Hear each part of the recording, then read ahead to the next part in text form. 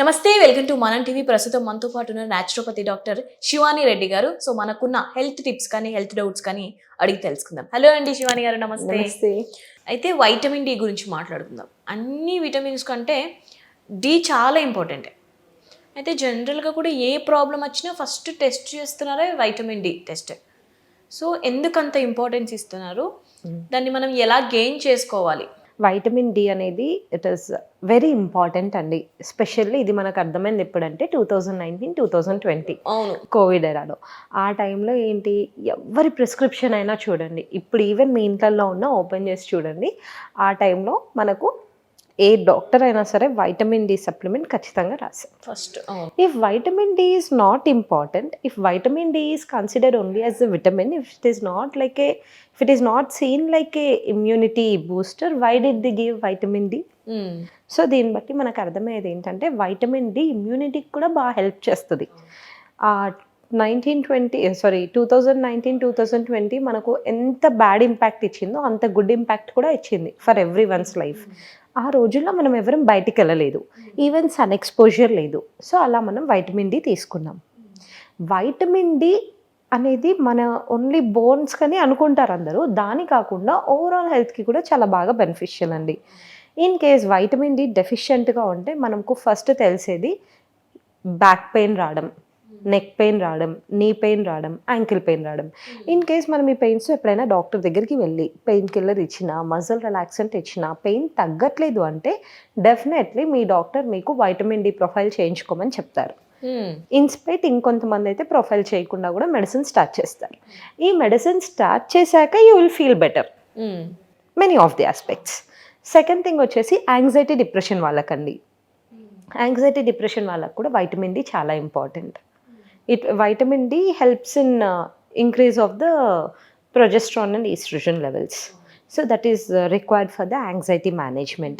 Next వచ్చేసి own healing అండి. Own healing specially మనం చూస్తే డయాబెటీస్లో లెస్ ఉంటుంది కదా, దాంతోపాటు ఈవెన్ మనకు వైటమిన్ డి తక్కువ ఉన్నా కూడా దాని యొక్క యాక్టివేషన్ చాలా తక్కువ ఉంటుంది. వైటమిన్ డి మనకు తక్కువ ఉంటే కూడా మనం బాగా ఫటీగ్ ఉంటామండి, ఎప్పుడు అలసిపోయినట్టుగా ఉంటుంది, lack of memory, lack of concentration బాగా తెలుస్తుంది. అండ్ హెయిర్ హెల్త్కి కూడా వైటమిన్ డి చాలా ఇంపార్టెంట్. ఇన్ కేస్ దాని యొక్క డెఫిషియన్సీస్ ఉంటే మనకు హెయిర్ థిన్ అయిపోతుంది. ఇది స్పెషల్లీ మనము ప్రెగ్నెన్సీస్లో బాగా చూస్తాం, thinning of hair. Vitamin D ఎవరి దాంట్లో ఉంటుంది అంటే ఫుల్గా మంచిగా అందరూ ఇప్పుడు ట్రావెల్ చేసేది కార్లల్లో, లేదంటే దాంట్లో దీంట్లో సన్ ఎక్స్పోజ్ అవ్వడం లేదు కదా. అవునండి, మోస్ట్ ఆఫ్ ది పీపుల్లో ఇదైతే ఉంటుంది కదా. మీరు ఫార్మర్స్ని చూసారా ఎప్పుడైనా? ఏ ఫార్మర్కి కూడా వైటమిన్ డి డెఫిషియన్సీ ఉండదు. ఎందుకంటారు? స్పెషల్లీ మెన్, విమెన్ని పక్కకు పెడితే స్పెషల్లీ మెన్లో ఉండదు. Because they are expose to sunlight most of the time. And మనకు ఫ్రీక్వెంట్గా ఇన్ఫెక్షన్స్ వస్తాయి బాడీలో ఇఫ్ యూ సీ. స్పెషల్లీ చిన్నపిల్లలకైతే రెస్పిరేటరీ ఇన్ఫెక్షన్స్ బాగా వస్తాయి. ఎందుకు? చిన్నపిల్లల్ని ఈ రోజుల్లో మనం బెడ్రూమ్లోంచి బయటికి కూడా సరిగ్గా తీసుకురావట్లేదు కదా.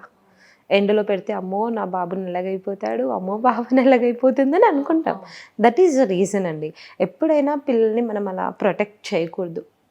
Which we gain from our parents we should give them.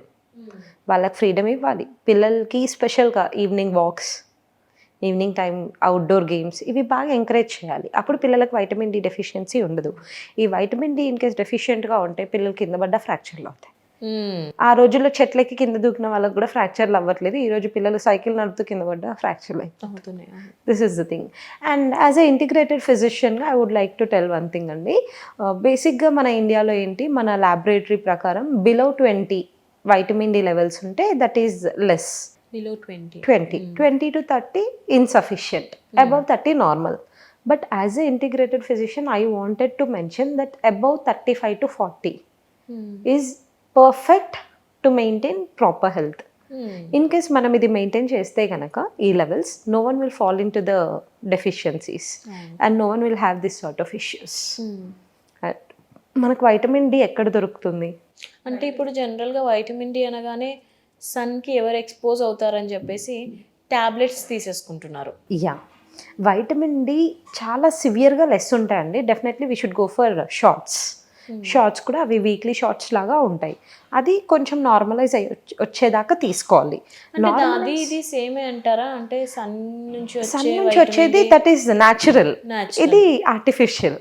కాకపోతే న్యాచురల్గా ఇమీడియట్గా మనకు అంత రాదు కదా, సో ఆర్టిఫిషియల్ది కొంచెం తీసుకోవాలి. అట్లీస్ట్ నామినల్ లెవెల్ వరకు ఆర్టిఫిషియల్ తీసుకొని అక్కడి నుంచి మనం చేయవలసినవి ఏవైతే వైటమిన్ డి రావడానికి ఏవి చేయాలో అవి చేస్తే రెగ్యులరైజ్ అవుతుంది.